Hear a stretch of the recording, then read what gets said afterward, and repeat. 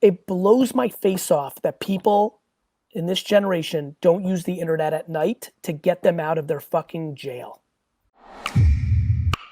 I'm a photographer and videographer. I'm based in Central Florida. I focus mainly on weddings and portraits, things like that. I studied art and photography all through college, and I worked really hard to like keep myself out of debt. I worked like multiple jobs. I've done everything I can to, I went to college knowing I wanted to own my own business. I didn't, do it because anyone told me to. It's like I viewed it as my business investment.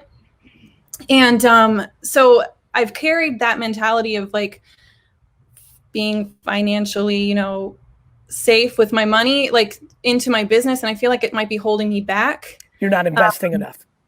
What's that? You're not investing enough because you're very conservative with the dollars. Right. So like things like Wedding Wire, the Knot, going to like wedding expos, things like that. Like try it. Let me give you an example. I ran for Wine Text. Ooh, good segue. Get in here, Dustin. For Wine Text, right? I ran an ad in a 300,000 person email newsletter from one of the biggest wine kind of companies this week, 2 days ago, right? I couldn't wait. Like it was like Christmas. Like I couldn't wait to, see how it was gonna do. But I also knew, and I even told my fam, I even told a story about like one of my worst, advertising moments when I bought a huge ad on luxury.com in 1997 for Wine Library. And I thought it was going to change our company. We got like 2 orders and I spent like $10,000, which was like $1 billion for that small business at the time. And punchline is on Monday, it didn't do well. Like it just didn't do well. Right. And I was thrilled because I got the learning and I could afford it. It was a lot of money, but I could afford it. My dad's company could afford it. That was why the decision was made. You have to not fear being wrong, and you have to not value the cash. Cash is king, but when it holds you back, I think you're being very self-aware. I think you can feel it. So what I would say is this, everything you just brought up, the Knot, expos, things of that nature, you have to do them when you can afford it to go to zero. Like, Tori, you basically have to, how you paid for school and fucking worked your fucking face off? You need to realize the education of doing an expo, the education of doing the Knot, the execution of doing the Wire, the execution of paying a wedding influencer a fortune, right? You need to realize that you doing that is you paying for an education, but better than fucking college, you might actually be right half the time and it pays it back immediately. You need to convert it not into I made a bad business decision, I lost the money. You need to convert it into I'm gonna learn from this, and if it goes to zero, it's just gonna be a funny fucking story I tell one day, just like Gary did about luxury.com. Right. If I ever find you fucking luxury.com fuckers that rip me off, I'm gonna punch you in the neck. Anyway, Tori, that's the game. Right. If you can go to zero, every decision has to be, I'm gonna spend 8,000 on this, and if it goes to zero, I won't die. Right. Yeah. Got it? Yeah. Is that how you think about it? Yeah, because right now I'm only 3 years into like really trying to get my business started up, and I'm working a part-time job still. I work at a photography museum, and it takes up a lot of my time. So being able to work from home has kind of like been like a nice taste of like what I'm hoping to get to, where I can work my business full time. So that's where I'm at, is like I'm still not financially, able to do my photography full time. I have to work. I have great news. Yes. You're super young. I mean, I know, but No. See, the funniest part of that sentence is you can't put the but in there. Take the but out and go back to the part of I know. Right. How old are you? I'll be 30 in January. I worked in a liquor store when I was 30. Yeah. I know, I'm impatient. I know that. At 30, I worked in a liquor store, and when it was the holidays, I would literally ring up people. I was a cashier. I would literally stock shelves. I would literally pack boxes and have them ship out. Mm-hmm. That's what I was doing. Yeah. And I'm not afraid of the hard work. I'm not afraid. Clearly. I did it all for college and all that, but you're impatient for the thing you love. Yeah. Can I, your day job is, are you maximizing dollars there? Are you learning something there? Like, is it just a job?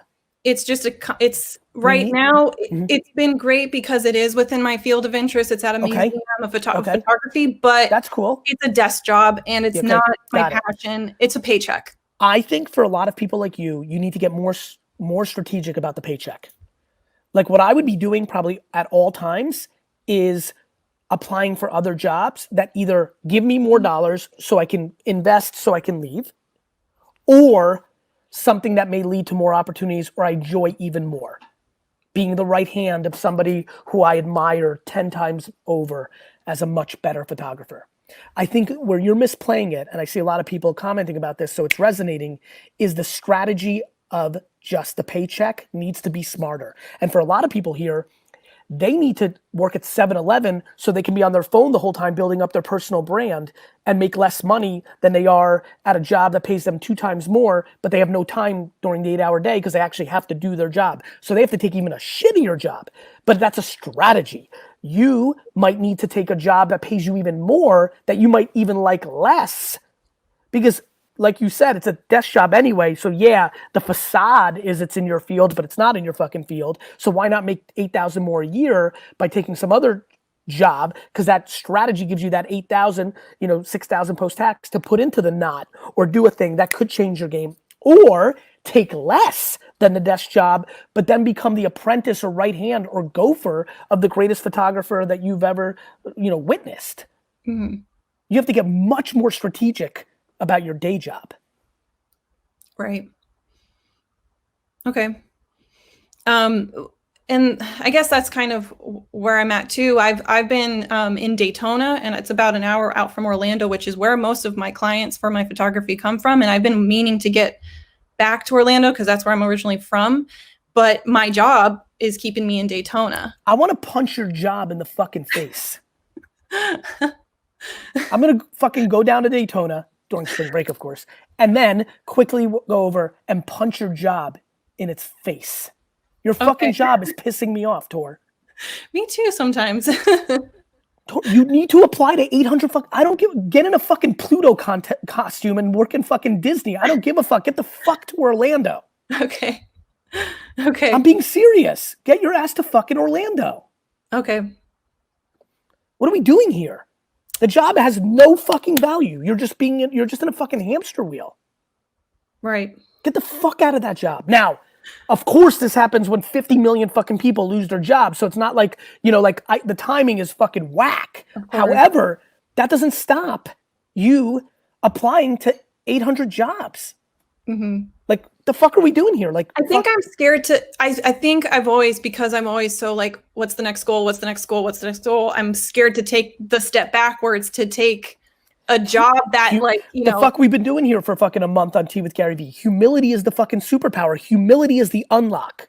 You need to be humble. Right. Like, I want to, Tori, you need to be humble. Like, I need to go to a Knicks Magic game when they get back to playing, go to the stadium, sit there and see you serving some fucking popcorn. And then I'm going to say, that fucking girl's on her way. Right. Humility. Get your fucking ass to Orlando. People are going crazy about your photos. Let's put up your Instagram again. Thanks.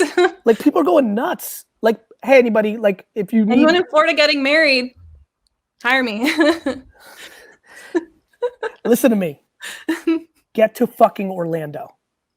And that means applying to 500 jobs this week. And that's what you do for 3 hours at night. For real. And by the way, there are a lot of businesses that are exploding during this time. There's a lot that are struggling, going out of business. On the flip side, there's a lot that are growing. Yeah, I've been getting lots of inquiries lately. So I've not been feeling any sort of, heat from this. It's actually been kind of nice to... Tori, is there anything keeping you in Daytona that I don't know about? Just the job, just a constant paycheck.